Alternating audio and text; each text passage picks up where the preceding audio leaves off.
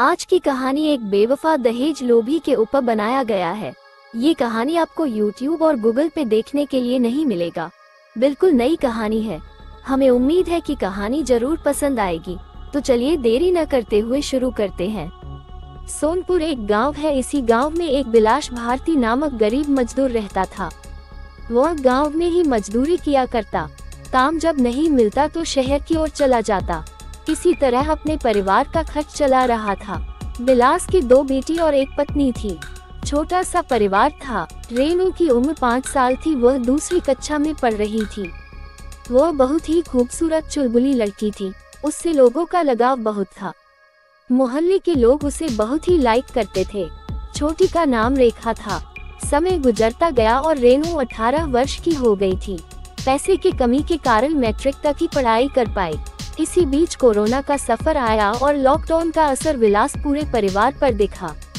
नतीजा ये हुआ कि काम न मिलने के कारण विलास पर कर्ज बहुत हो चुका था। वह बहुत ही परेशान और चिंतित रहने लगा क्योंकि बेटी की शादी के लिए तैयारी जो करना था। कुछ दिनों के बाद विलास के घर की स्थिति में सुधार होने लगा। अपनी बेटी के रिश्ते के लिए किसी गांव में जा रहे थे। जाने के बाद रिश्ते की बात हुई और कुछ समय बाद दोनों तरफ लड़का एवं लड़की पसंद होने के बाद शादी की बात पक्की हो गई। बारात का तारीख भी फिक्स कर दिया गया। लड़के वाले की तरफ से कोई डिमांड और दहेज नहीं था, इसीलिए विलास भी मन ही मन भगवान को याद कर रहा था। शादी का समय धीरे धीरे करीब आ रहा था, इसलिए विलास सारे कामों को जल्दी जल्दी निपटा रहा था, जैसे डेकोरेशन, समयाना, पकवान, कपड़े की खरीदारी, हर चीजों को पूरा कर रहा था। अब रेनू की उस लड़के से फोन पर हर रोज बात भी होती थी। रेनू भी बहुत ही खुश थी क्योंकि लड़का जो सरकारी नौकरी वाला था। शादी के समय में मात्र 1 हफ्ते ही बचे थे।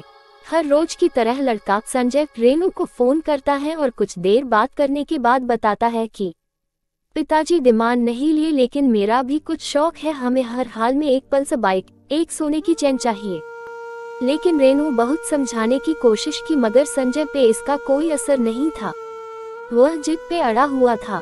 फोन रखने के बाद रेनू बहुत ही उदास हो गई और सोचने लगी कि कहीं इसका असर शादी के दिन देखने को न मिल जाए। हालांकि रेनू किसी को ये बातें नहीं बताई थी, लेकिन 2 घंटे के बाद फिर फोन पर वही बात संजय दोहराता है और रेनू को प्रेशर देता है कि अपने पिताजी को बोलो। कुछ देर सोचने के बाद अपनी मम्मी को ये सारी कहानी बताती है। मम्मी फोन लगाकर होने वाले दामाद को बहुत समझाती है मगर कोई बदलाव देखने को नहीं मिला। कुछ देर बाद विलास तक ये खबर पहुंच चुकी थी।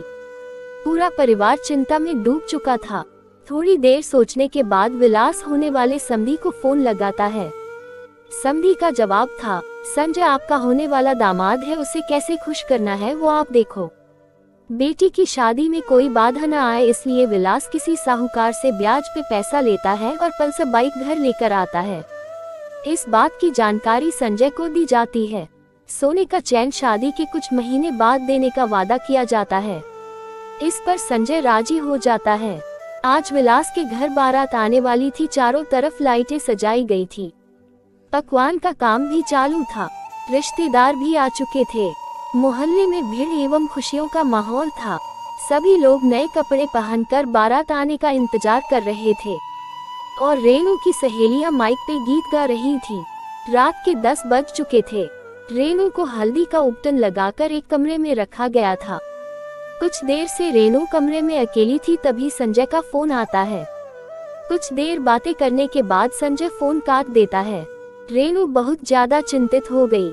दरवाजे खिड़कियां बंद कर ली थी। बहुत देर तक जब दरवाजा नहीं खुला तो लोग चिल्लाकर दरवाजा खोलने की गुहार लगा रहे थे, मगर नहीं खुला। दरवाजे को तोड़कर जब कमरे का नजारा लोगों ने देखा तो सबके रोंगटे खड़े हो गए क्योंकि रेनू रस्सी के सहारे फांसी लगाकर मृत अवस्था में लटकी हुई थी। रोना चिल्लाना शुरू हो गया। जमीन पर जब नजर गया तो एक कागज का टुकड़ा मिला। उसमें लिखा हुआ था, मम्मी पापा मुझे माफ कर दीजिएगा क्योंकि और टेंशन आप लोग को मैं देना नहीं चाहती थी।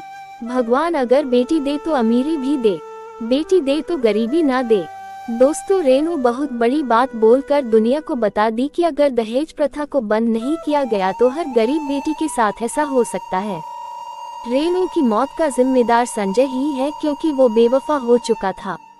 कोई मर जाए उससे संजय को कोई फर्क नहीं पड़ता है, उसे बाइक के साथ तुरंत सोना का चैन भी चाहिए था। फोन पर साफ शब्दों में कह चुका था, सोने का चैन अभी नहीं तो शादी हरगिज नहीं। दोस्तों, ऐसे लोगों को क्या सजा मिलनी चाहिए, जरूर बताएं। कहानी कैसी लगी जरूर बताएं। अगर अच्छी लगी है तो दोस्तों लाइक शेयर सब्सक्राइब जरूर करें, क्योंकि बहुत मेहनत लगता है। धन्यवाद।